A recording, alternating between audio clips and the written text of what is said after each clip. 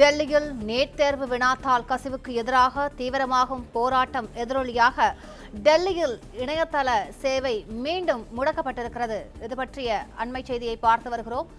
கூடுதல் விவரங்களை செய்தியாளர் நிரஞ்சனிடம் கேட்கலாம். நிரஞ்சன், வணக்கம். அங்க இருக்கக்கூடிய கள நிலவரங்களை பதிவு பண்ணுங்க நிரஞ்சன். டெல்லியில நாடாளுமன்றம் மற்றும் மத்திய அமைச்சகங்கள் அமைந்திருக்கக்கூடிய மத்திய டெல்லி பகுதி, போராட்டம் நடைபெறக்கூடிய ஜந்தர் மந்தர் பகுதி, உச்சநீதிமன்றம் அமைந்திருக்கக்கூடிய பகுதி என்று பல்வேறு இடங்களிலும் இணையதள சேவை என்பது முழுமையாக முடக்கப்பட்டிருக்கிறது. என்ன கம்பெனியோ அந்த நிறுவனங்களில் இருந்து சிம் கார்டு எந்த நிறுவனத்தை பயன்படுத்தியோமோ அதிலிருந்தும் குறுஞ்செய்தி என்பது வருகின்றது. அதுபோக டெல்லியை பொறுத்தவரை முக்கியமான தருணங்களில் எஸ்எம்எஸ் வாயிலாக அலர்ட் என்பது கொடுப்பார்கள். மழை பொழிய போகிறது, கடுமையான வெப்ப அலை வீசும் போன்ற தருணங்களில் எல்லாம் இந்த அலர்ட் என்பது கொடுக்கப்படும்.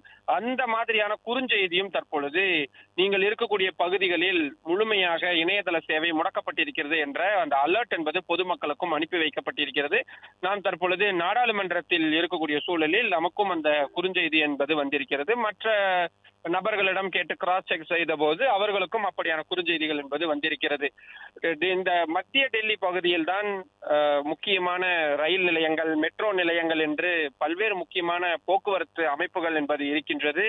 இங்கிருந்துதான் விமான நிலையம் போன்றவற்றிற்கு மெட்ரோ ரயிலை பிடிக்க முடியும். வெளியூர்களிலிருந்து வரக்கூடியவர்கள் இணையதளத்தின் வாயிலாகத்தான் டிக்கெட் புக் செய்ய முடியும். டெல்லியை பொறுத்தவரை QR கோட் பயன்படுத்தி உணவு வாங்குவதாகட்டும், பொருட்கள் வாங்குவது என்பது அதிக அளவில் இருக்கும். பணப்புழக்கம் என்பது குறைவாகத்தான் இருக்கும். இணையதளத்தின் வாயிலாக பணத்தை செலுத்துவது என்பதுதான் அதிகமாக இருக்கும். எனவே மக்கள் ஒரு மாதிரி குழப்ப நிலையில் இருக்கிறார்கள். எப்பொழுது இணையதளம் வருகிறது, எப்பொழுது போகிறது என்ற எந்த விவரங்களும் தெளிவாக இல்லாதன் காரணமாக பொதுமக்கள் கடுமையான சிரமங்களுக்கு ஆளாகி வருகிறார்கள். இன்னொரு பக்கம் மெட்ரோ ரயில் நிலையங்கள், பல ரயில் நிலையங்கள் மூடப்பட்டிருப்பதால் பொதுமக்கள் கடுமையான அவதிக்குள்ளாகி இருக்கிறார்கள்.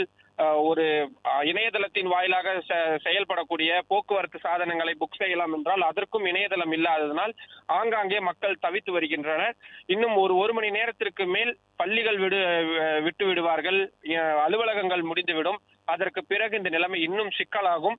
பிளே ஸ்டோர் மற்றும் ஆப் ஸ்டோரில் இருந்து பாலிமர் செயலியை QR கோடு மூலம் பதிவிறக்கம் செய்யுங்கள்.